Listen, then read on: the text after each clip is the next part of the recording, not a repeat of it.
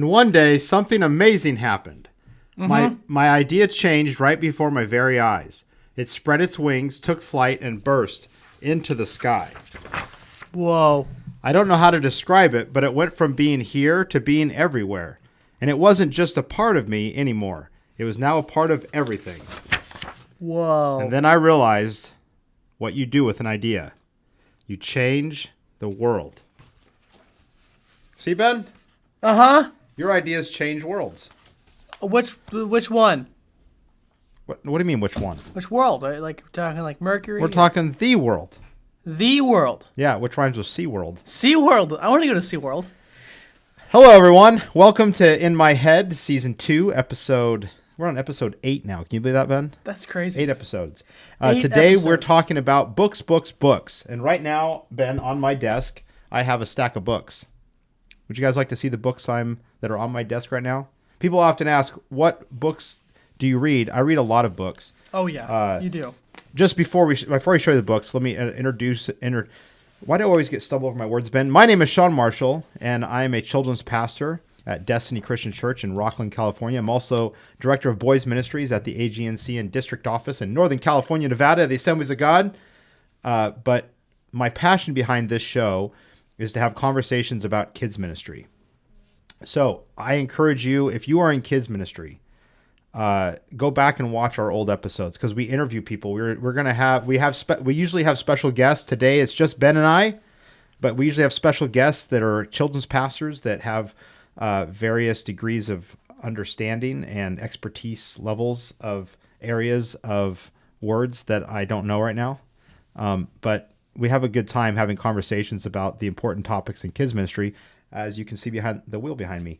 But the books that I have today, we're talking about books and why books make your kids ministry more powerful, make your life more powerful. Here's the list of books that are on my desk right now. And some of them are obvious, but some of them are not so obvious. How, Ben? Yes. What do these books have to do with kids ministry? Book number 1 is Meant for This by Erica Wernick. How to Achieve Your Most Impossible Dreams. Okay. Baby Step Millionaires by Okay. Dave Ramsey. Am I supposed to tell you how this applies to kids? No, I'm just ministry? trying to general feeling. General feeling? Okay. You know what? Let's do that. Let's have fun with that. Okay, sounds good. You're just so you guys know, this is my son Ben. Hello, Ben. Well, no one can see you, Ben. How about now? That's okay. go. There we go. That's Hi, my guys. son Ben. He's also my full-time assistant, so he has Right. to put up with me and my shenanigans nonstop. It's very fun. It's very difficult to sometimes be your boss and your dad at the same time. I feel like it used to be harder than it is now. I feel like now it's It's like we're getting our now groove. it's fun. Now we got the It gets hang of it. awkward when I have to spank you for being late That to never work. happens.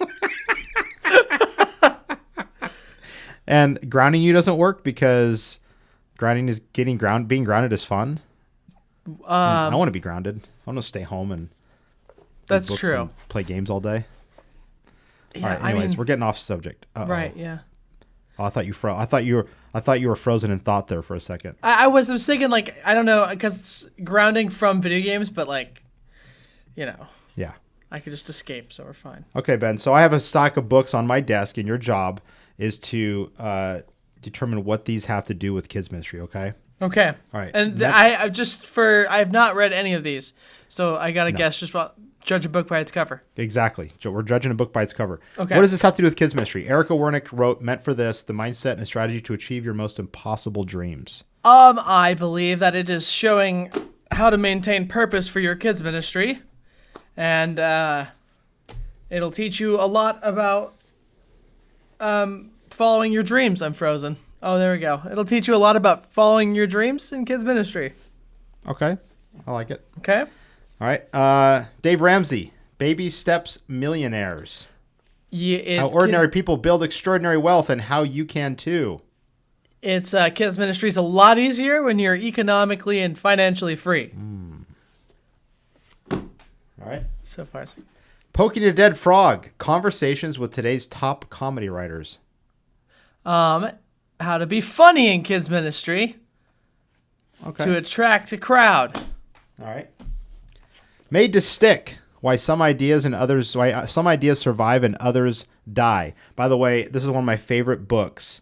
I've read it like 5 times. I'm going to guess it's how to make good ideas stay and bad ideas go. Okay. Becoming Dr. Seuss. Theodore Geisel and the Making of an American Imagination. Oh, well, I think that one's pretty obvious. It's just getting an insight onto Dr. Seuss and his ideas, which is brilliant, I'm sure. It is brilliant. It's a wonderful book. And one of my favorites. The Good Neighbor, The Life and Work of Fred Rogers. How to live. I got this one. Okay. How to live like your kids' ministry. Right? Is it like that? Like how to exemplify your work, I guess? How to exemplify your work? By using, Mr. Rogers as a backboard. Am I good? Am I close? I think you're pretty close. Okay. I think, there's no wrong answer here. Because anytime you spend investing in yourself, you're also investing in your kids' ministry. And I want you guys to write that down, because that's something that I was taught a long time ago, was to read. And today we're talking about books. I want to read something out of Poking a Dead Frog. Now, be warned, if you read this book, there are curse words in it. I do not suggest taking this literally, but I had a conversation with some very good friends of mine. They're very good leaders in our kids program today, and I found myself saying this: there's a lot of creativity in the world, but that doesn't mean we use the actual creativity. More, we use the tools that make it creative. Does that make sense, Ben? That makes sense. Yeah. So, in other words, like, I know Disney's a hot topic right now. It may not be wise for me to show Disney stuff, but the science behind why Disney is successful is important, because they're really good at getting people's attention, right? Right. So I want to read something. One of the people that I follow, his name is Conan O'Brien. He's really good at his humility, but having comedy. He doesn't think too highly of himself. But he has a late night show, and he had a team of comedy writers, and the comedy writers would sit around coming up with content. And the interesting thing about this book is that it goes over some things that didn't quite make television. Like, they wrote content, but it didn't quite make television. And you can only find this stuff when you read about it. And I'm going to go over the science of reading in a sec. But this is called Riff the Late Night Bully. Riff was Conan's school bully all through high school. Now keep in mind, this is a sketch. This is something that they thought would be really funny to put in the show. Riff was Conan's school bully all through high school. Although he hasn't seen Riff in years, now that Conan's a very big success, he decided to bring Riff on the show and finally settle his score. However, when Riff comes on stage, it becomes immediately clear that something horrible has happened to him, which has temporarily rendered him physically vulnerable. In one appearance, Riff is in an electric wheelchair and can only speak through an electronic voice synthesizer. Because of Riff, okay, I just laughed. I'm not laughing at the guy's condition, but Ben, I think that's why you laughed. It's fake, right? It's fake. It's fake. Right, yeah. Yeah. So they're basically, he's going to settle the score of his bully, but finds out his bully is wheelchair ridden with an electronic voice. Because of Riff's delicate condition, Conan always feels too awful to make fun of him, even as Riff taunts him. Like this, I will destroy you. You're still such a weakling, right? Eventually, Riff pushes Conan to his breaking point, and he finally half-heartedly insults Riff, like barely insults him, leaving everyone aghast. When Conan tries to apologize, Riff claims there is only one way he'll accept an apology, and that usually involves Conan humiliating himself in front of the entire show, to Riff's delight. As Riff exits the auditorium, stands up out of his wheelchair, and just walks out. That's awesome. Now, that never made air. It says, prognosis for ever making it to air, highly unlikely. And the reason is... this idea has two really dangerous built-in expectations of the audience. They must sympathize with a jerk character and then turn that character against the show's host, the reason they're watching the show in the first place. Good luck. So it's interesting to read stuff like this, because I relate with it when we're trying to write our sketches, Ben, for kids' church. Right. Sometimes we go through an elimination process. Like, what if we did this? No, that's too much. And when you read something, and I'm going to say this is true across the board. When you read something, it opens your mind up to more possibilities. And I will say this. Reading something on Google is not the same. Agree or disagree? It depends. If you can get all the information on Google, then it's the same. Like if you get like the whole book that's been Well, now I'm written not there. talking about taking a book and putting it on Google like an e-reader. I'm talking about like someone writes a little article, like social media commentary, Oh no. and like someone writes something versus reading something from a book.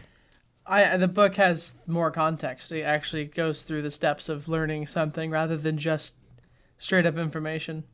Yeah, I think that writing a book most people takes years.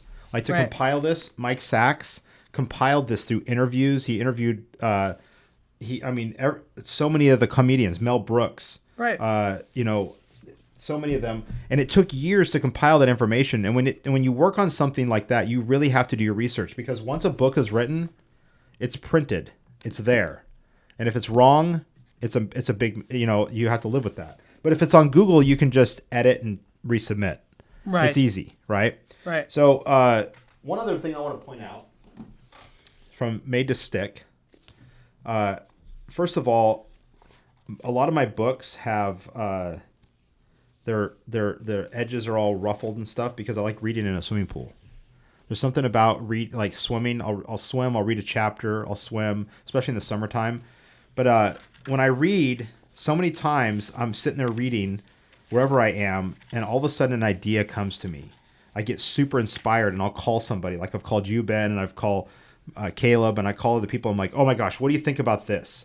Like I read in this book called Finding the Core, means stripping an idea down to its most critical essence. To get to the core, we've got to weed out superfluous and tangential elements, but that's the easy part. The hard part is weeding out ideas that may be really important, but just aren't the most important ideas. Right. Okay. The Army commander's intent forces its officers to highlight the most important goal of an operation.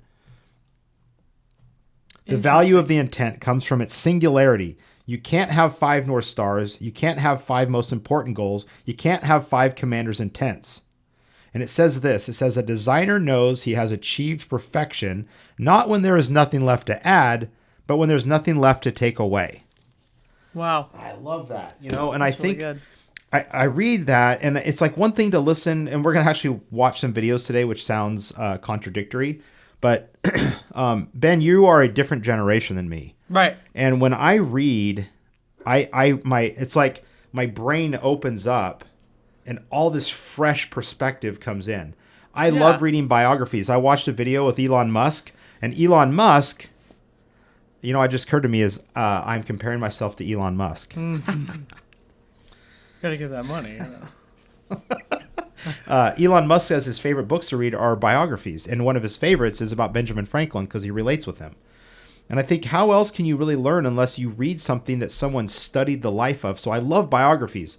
From Steve Jobs to Jim Henson. I love studying Walt Disney. I love studying people that have achieved a lot in their life, because you don't just learn about the good stuff. You also learn, like I did this with Jim Henson. I've done this with Dr. Seuss, Theodore Geisel. I've done this with Johnny Carson. When I've read their biographies, I went, I don't want to be like that. Yeah. I don't want to like lead that way. I don't want to achieve success that way. The only one I didn't do that with was Fred Rogers. When I read the Mr. Rogers biography, I was like, wow. I felt very inspired, and I actually changed a lot of stuff that I did in kids ministry when I read that, because I honestly felt like the Holy Spirit was downloading something to me and said, hey, think about this. Think about changing this. So, okay, you're a different generation than me. Right. You and all your social TikToks and your Twitch spasms. Is that what they're called? Pretty much. Yeah, that's accurate. I'm just kidding. I know what it's called. Ben, how prevalent, and I'm not trying to call you out here, honestly want to know, how prevalent is reading to you and your friends, like your generation? Well, I have an answer, and then I think I actually have the reason for it as well. I think that it's not prevalent at all. I think that it's only when, especially, none of my friends read. I know that it's kind of picking back up again, especially like in like fantasy novels, which those are good. But if we're talking about educational novels, It's not at all. Not really at all. It's very conceptual. Everything is really conceptual, and I think that the reason for that is now I don't. It's our fault. It's our fault for absolutely the most part for losing that, but I also would like to say that it was not prepared properly when in school everything was assigned. They did not. I was never. Reading was miserable. I was just told that I needed to read something, and then I demonstrated my knowledge on the book itself, and then I turned it in for a grading assignment. And from then on, why else would I want to? Why would I want to read if I wasn't getting anything from it? If I wasn't getting a grade from it? Reading was forced on you. You feel like? I feel like it. Well, just to everybody, it was everything was reading. Well, not to be like one of those like, well, my generation, but like Nintendo started coming around Right. when I was like It's competing. 9 years old, 10 years old. I think 10. I was 10 or 11. Right. When Nintendo really started coming in, but it wasn't common. And I feel like online gaming is such a part of our culture now. Do you think that directly affects the person's desire to read? Yes. Yeah, it totally does. Because you're competing now. I mean, back in, like, I see those old TV shows, where it's like they have like those old like 60s or 70s things where they're saying like, hey, quit reading your book. We got to go. You read your books all the time. Yeah. All those like old sitcoms that have that. It's hard to compete with, video games that can mentally and, physically like give you like, you know what I'm saying? Like, yeah, I think video games give, and I know that my dad, my parents' generation would say that, them video games, Right. They're going to rot your brain, right? Sorry, Dad, for making you sound like an old kook. But I think that there's a skill set, like telling my parents' generation that people are making millions and millions of dollars playing video games, they go, why? Yeah. And to even say like people get paid millions because people watch them play video games.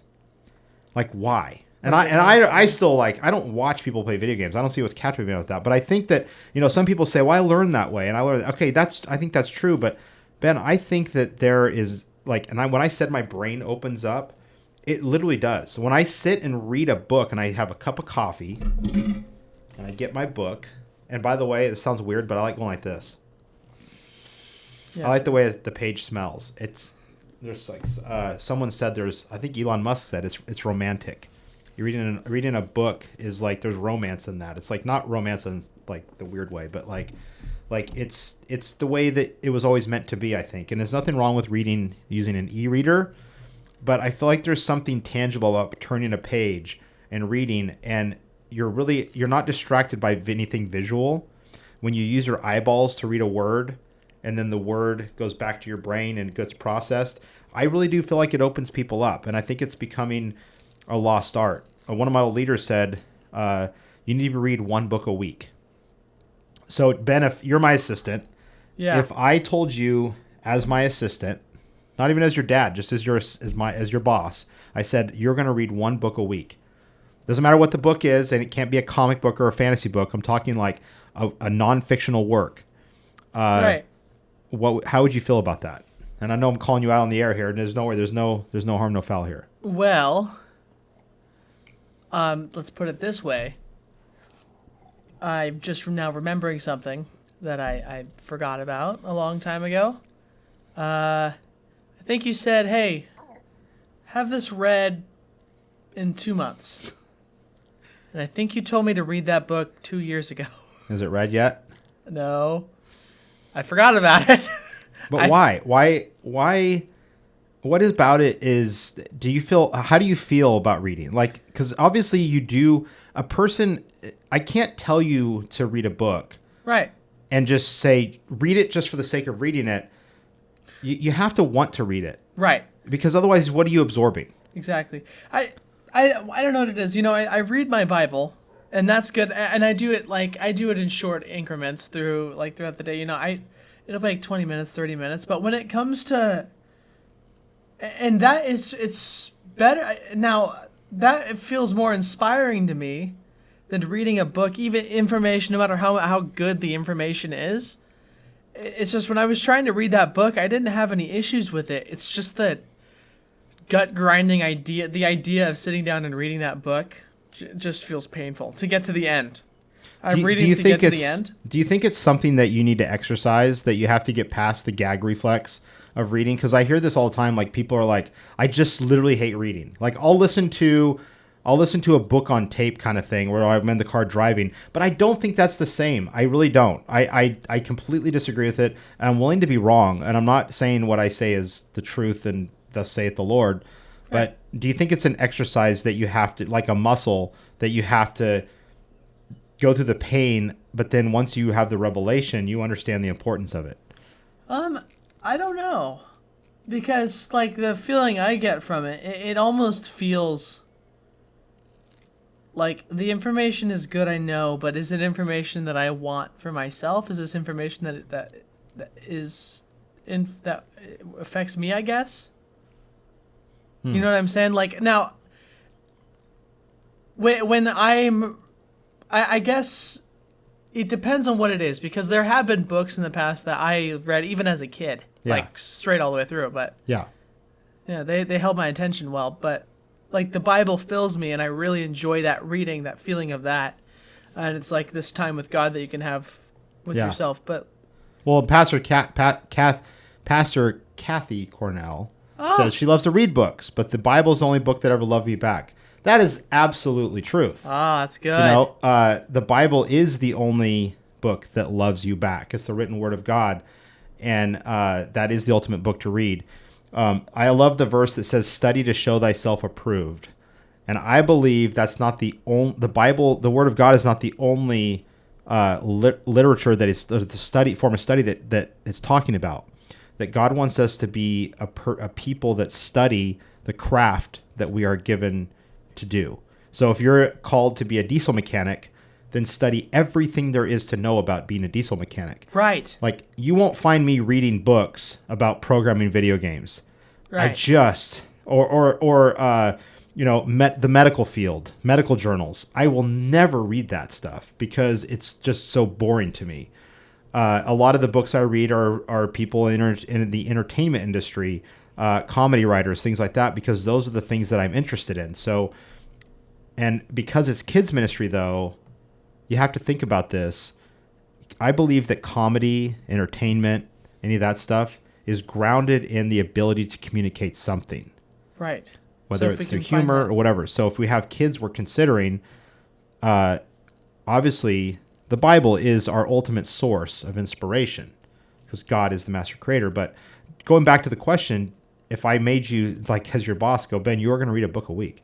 That's part of your portfolio. And, I'll have you do it during business hours if I need to. But as a person who's going into kids ministry, this is essential. Right. And there is definitely books that I would probably read. I think that the book that I was reading was interesting, but the parts that were grabbing me I was reading the, what book was that? The Jim Henson book? Mm-hmm. The parts that were grabbing me was the parts about his life. That was like his story. Okay. And then everything else, I can't remember a thing. I remember, what I remembered from what I read is that Kermit the Frog was made out of his mom's old coat. Yeah. Or it was made out of it was a blanket or something. It was the pillow, like a couch. I think it was like upholstery from the couch or something. It was foam from like the couch. Yeah, that's right. But like, I remember that. I remember the historical stuff just because history stuff is interesting to me. This, like, the context of history. But the stuff that I was getting from it was not. Okay, so when you were a kid, yeah, one of the things that I wish I would have done more is read to you guys. That would have, I mean, maybe. Like in bed, you get the classic, like I just did at the beginning of this broadcast. Yeah, that was fun. Read to you and show you the pictures. And I feel like, I heard a story. I was on an airplane to San Diego, and I was sitting next to this lady. She turned out she was an administrator from some school district, and she was going to a convention, and we were talking about, I was reading a book, and we were talking about reading, and she brought up a story she had heard about a principal it was a superintendent in some Georgia school district, and she had what was called let's call her Amy, Superintendent Amy's bedtime stories. And she would sit every Tuesday night. She would get on her robe and her PJs, and she would pick out a kid's book like this one. And she would have a fireplace behind her, and she would start live on YouTube.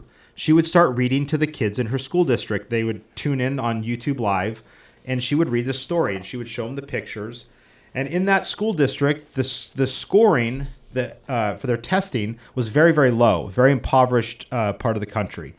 And the literacy was very low.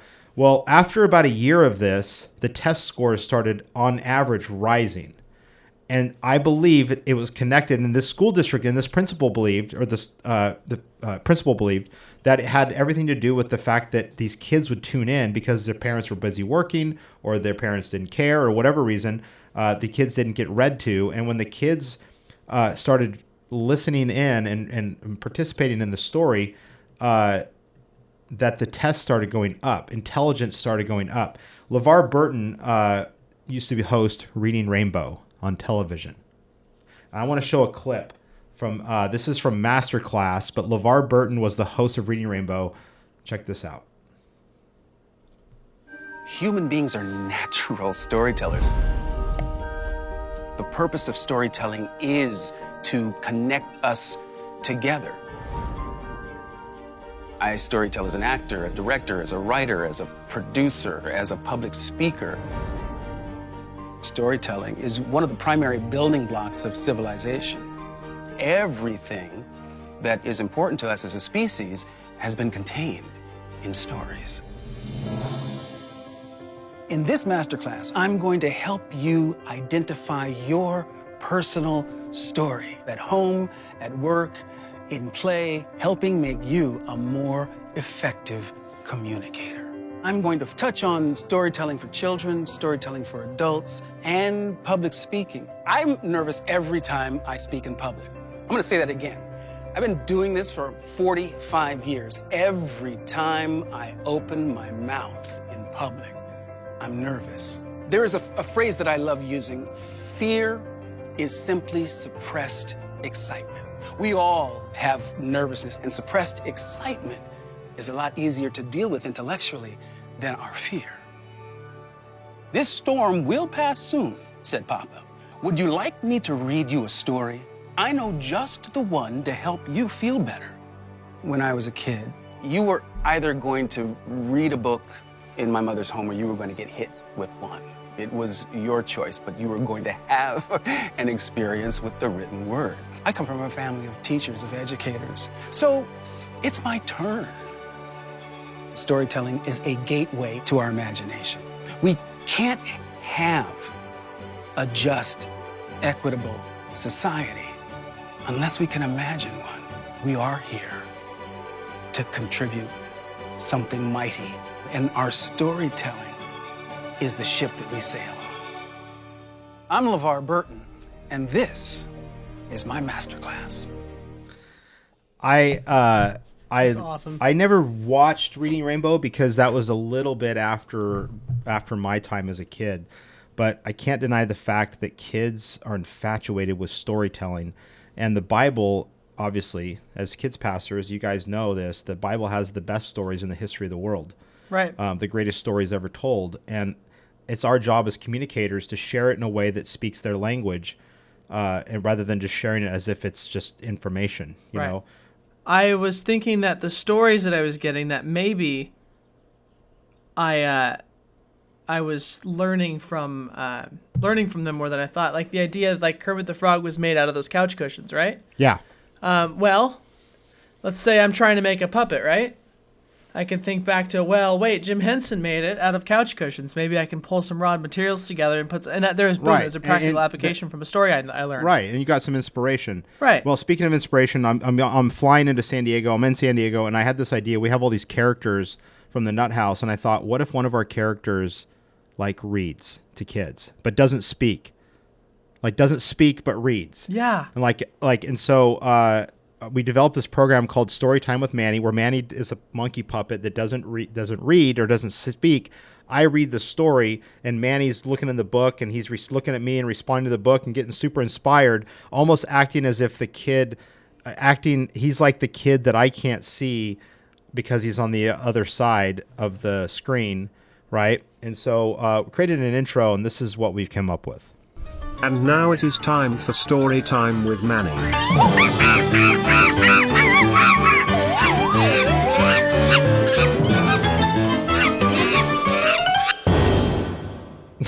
Oh man, I love it. And we've done, some videos. They have yet to be released, but the idea is that if we can read to kids, then kids, I think it will help them and their minds to open up, because there is power in reading. That is true. There is definitely this untapped power. Dale says not reading your Bible for 7 days makes one weak. Right. It's very true. And Rachel's joined us. Hi, Rachel. She says, I can still see you, Ben. Yay! I'm glad. Yeah, thanks for Ben. You were like the lifeboat because I disappeared. Some weird glitch in the system. Weird. Yeah, technology's fun. Right. Reading is essential, and I want you guys to hear this. My old pastor told me this. He said, read a book a week. I've been able to sometimes read 2 books a week, and then there's times where I went months and didn't read any books. But I think right now in my queue, Ben, on the shelf behind you, I'm gonna make you go solo. Check it out. There's half of those books are not read yet, and I'm super, super excited to read them, because there's so much inspiration, whether it's failed attempts or failed experiments to success, that I just need for the kids ministry, because there's not enough information in our heads. And Ben, there's not enough information in your head, you whippersnapper, just coming into it. So my encouragement is to read more. And I found a video, and I want to kind of conclude with this. So we're going to show this video, and then we're going to come back and spin the wheel. But you build your book collection. And I know some people are like, I use an e-reader. Okay, that's great. People that travel, that's essential. But get physical books. I like to highlight them. I keep highlighters and pens on my desk because I love making marks and highlights, and I can quickly go back and read something and become re-inspired all over again. But this video is called The Power of Reading, and it takes people throughout history. Now, whether you agree with this person or not, in fact, the first person is Will Smith. And if you guys don't know, Will Smith did something controversial. But what they say is important. So don't throw out the person just because you disagree with their life. Right. Just because you disagree with how they live their life. God can speak through anybody. Right. And I watch this, and I firmly believe that what they have to say is important. Right. Take a look. At smartandrelentless.com, we've compiled a list of high-achieving individuals who attributed part of their success to the power of reading. You most likely heard the saying that leaders are readers, or that knowledge is power. These statements should not be overlooked. Even the good book says that my people are destroyed from lack of knowledge.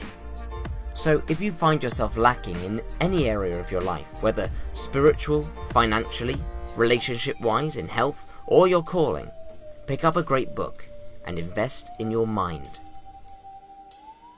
Instead of being consumed by the plague of social media, here are what high achievers say about the power of reading a book.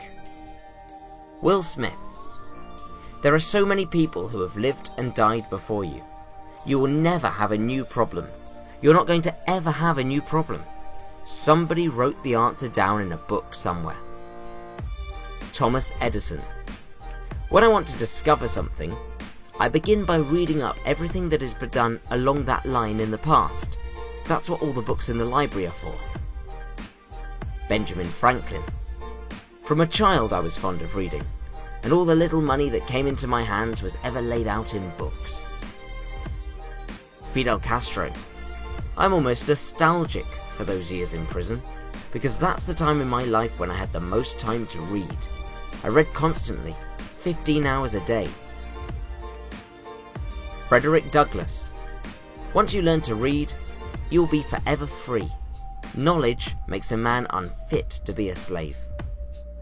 Rick Warren. Balance your reading. Read broadly, Include people you don't agree with. This is how we are stretched. Anthony Robbins. As a young man, I decided I was going to read a book a day. I didn't quite read a book a day, but over 7 years, I did read more than 700 books. Malcolm X. I knew right there in prison that reading had changed forever the course of my life. As I see it today, the ability to read awoke inside me some long-dormant craving to be mentally alive. You will never catch me with a free 15 minutes in which I'm not studying something I feel might be able to help the black man. Nikola Tesla. Of all things, I liked books best. Dr. Ben Carson. When I was a particularly bad student, my mother turned off the TV and made us start reading books. Warren Buffett. I do more reading and thinking and make less impulse decisions than most people in business. Mark Cuban. To spend $30 to give one idea that can help propel me and make my businesses better, it was a bargain. I'll read hours every day because all it takes is one little thing to propel you to the next level. Dr. Sunday Adelaja. Every single day for 6 years, I spent 6 hours in the library reading. Ralph Waldo Emerson. If we encounter a man of rare intellect, we should ask him what books he reads. Barack Obama. Reading is important.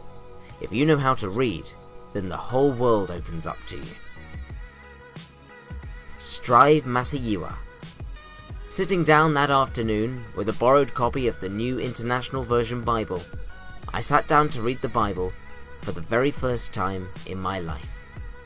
I just read and read and read. Often I would read the whole day and the whole night. Finally, I finished it after about 3 weeks. Mr. Lee Kuan Yew. My definition of an educated man is a man who never stops learning and wants to learn. I'm not interested in whether a man has a PhD or not, or an MA for that matter, or a diploma. Mao never had one, neither had Khrushchev, nor Stalin. Bill Gates. I really had a lot of dreams when I was a kid, and I think a great deal of that grew out of the fact that I had a chance to read a lot. Winston Churchill. If you cannot read all your books, fondle them, peer into them, let them fall open where they will, read from the first sentence that arrests the eye, set them back on the shelves with your own hands, arrange them on your own plan so that you at least know where they are. Let them be your friends. To read the full article, check smartandrelentless.com and make sure you... You know, it's interesting, Ben, about that is that Stalin and so many other of those leaders that people might not agree with, but you can't... You can't, yeah, there's more than disagreeing argue there. with the fact that they changed the world. Right, yeah, you can't argue with their power. They were smart. They were all very, very smart to one degree. Right. But the fact that they were readers, you know, and I like how that one guy said, I don't care if you have an MA or a BA and doctorate or whatever, but if you're a reader, you open up your mind to more. And I think that's what the Bible says when it says, study to show thyself approved. Pastor Kathy said, our children's church screens gently used storybooks, cleans them and gives them away periodically. The kids love getting free books. That's actually something I think we should do. But what if we started a bookstore? That'd be cool. That's awesome. Pastor Kathy, thank you for that idea. I love that because giving kids the ability and the power to read is amazing. So, Ben, yes. We'll go back to challenging you right here on the broadcast for everyone to hear. Okay. I challenge you to read more. Will do. Okay? Read more. I want to finish that book. Nice. Well, I want to thank you guys for being a part of our broadcast. We're going to be back next Monday. I hope all of you that are in ministry survive Easter weekend. Yes, I said survive because Easter weekend is a marathon, and we are all in this together. And if you're in kids ministry long enough, you know that Easter weekend is a huge blessing. but it can also be a giant weight. So I pray that that your Easter weekend is a blessing, and that God gives you the strength to get through, and that your families are blessed, and that above all, everything that we do is to honor the Lord. On that, Ben, it is time to spin that wheel. Spin the wheel. So we are on books right here. Yes. That is coming off right now. That's gone. What if it lands there? Then we go to the next one. Did we talk about nothing? All right. We have a special guest next week. I will not share it with you until you check out our social media sites to know who's in it. But Ben, Yes. hang on. We got to get the music going. Said person will be talking. That's not right, Ben. That's not right. Here. I'm just kidding. Ben, spin that wheel.